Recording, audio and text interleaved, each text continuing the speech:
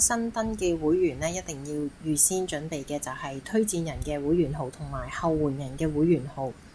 咁咧，例如呢一個情況啦，陳樹輝你自己係陳樹輝，而你係推薦人，咁咧你將會擺佢喺你自己 A 線最底下嘅。咁你咧就要記住你最底下嗰一個後援人，呢一個就係後援人啦。咁所以咧，而家我哋就會將陳樹輝嘅會員編號記低啦，同埋後援人嘅編號記低。呢一個就係放喺 A 線嘅做法啦。咁好啦，如果你新開一條 B 線嘅，咁咧因為 B 線第一個人啊嘛，咁即係佢嘅推薦人啦，同埋後援人都係你自己嘅。咁所以咧喺推薦人嘅位置都會係寫陳樹輝嘅會員編號，後援人嘅位置都會係寫陳樹輝嘅會員編號。咁呢幾樣嘢就可以記一記啦。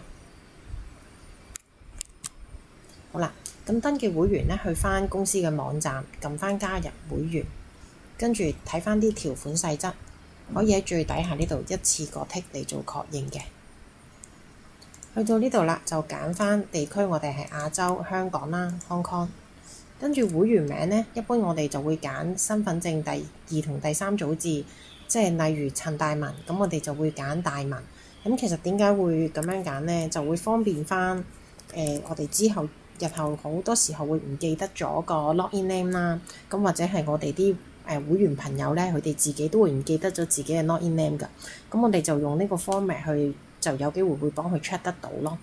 咁而家呢個情況啦，我哋就用大文啦，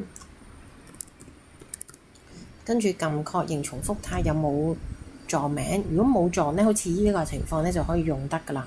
咁如果真係撞咗嘅，就可能加埋個陳啊，咁 CHAN 咁樣陳大文3組字或者其他 pattern， 大家再可以試一試咯。咁最好就寫翻低記翻低嘅。如果唔係之後咧，真係好多機會會唔記得咗，又要再重新 send 翻 email 去公司，再攞翻呢啲資料就繁複咗啦。好，確定咗之後啦，咁我哋就打翻中文名啦。咁中文名呢度就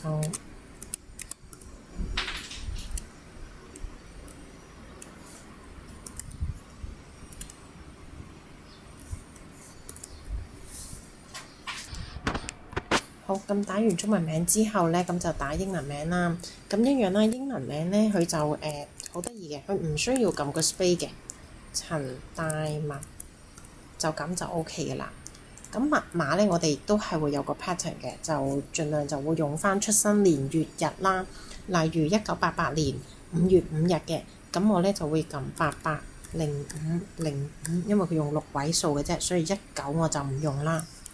好啦，咁跟住下邊確認重複啦，880505咁樣重複咗就 OK 嘅啦。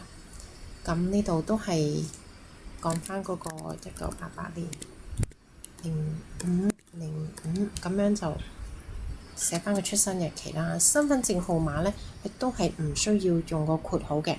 咁就例如啦 A1234567就係咁樣可以入到去噶啦。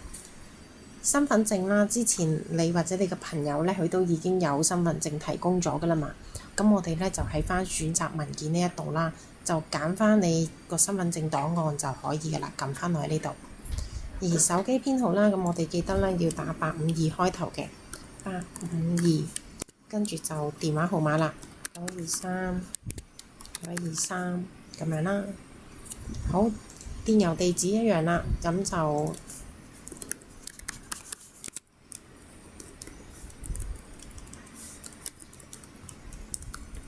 咁樣都可以嘅地址啦。咁就要打翻例如我打安沙水療咁樣啦，我就照打翻安沙水療嘅地址都可以嘅。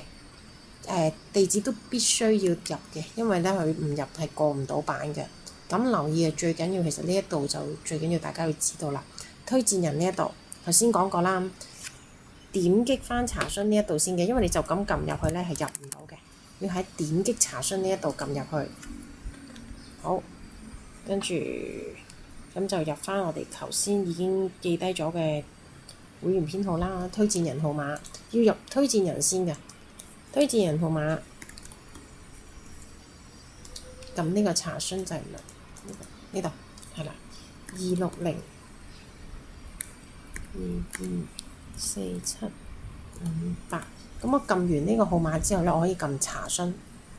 查詢呢，佢會有個名彈翻出嚟噶啦。如果啱嘅話呢，你就撳選擇，咁就 OK 嘅啦。好，下一個啦，後援人一樣啦，我哋就撳點擊查詢呢個位置，跟住一樣就打翻我哋頭先撳呢個位置。呢個位置撳唔到嘅，要撳呢度。好啦，跟住呢，我哋就打翻260313579呢個頭先我哋記低咗嘅後援人編號啦，撳查詢一樣啦，對翻啲資料正確啱啦，咁我就撳選擇。好啦，當推薦人同後援人都已經填好咗之後呢，我哋就可以撳遞交噶啦，咁就完成咗噶啦。